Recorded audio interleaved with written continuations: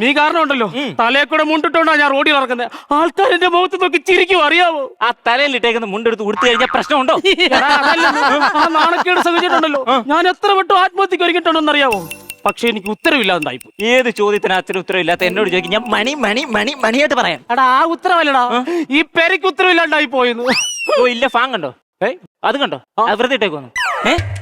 അതല്ല, ഞാൻ ഇതുവരെ വന്നിട്ട് ഈ പുള്ളിക്കാരനെ കണ്ടല്ലോ. ഈ പുള്ളി അതാ എന്റെ പൊന്നു മോനെ, ആ ഗ്രാഫിക്സാരോട് ഞാൻ ഒരു വീടുണ്ടാക്കി തരാൻ പറഞ്ഞ അവര് കയ്യിൽ നിട്ട് കളിച്ച് കൊണ്ട് വെച്ചേക്കും. ഇതിന്റെ കൗണ്ടർ വേണമെങ്കിൽ നീ അവരോട് എന്ത് ചോദിക്കണം? ചിലപ്പോ ചിപ്പിക്ക് അറിയായിരിക്കും. ഞാൻ പോയി ചോദിച്ചിട്ട് ഇവിടെ ചിപ്പയെ കാണാൻ പോന്നു.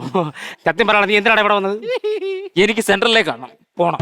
വാ, ഇതാണ് ഇതിന്റെ സെന്റർ. പൊക്കോ.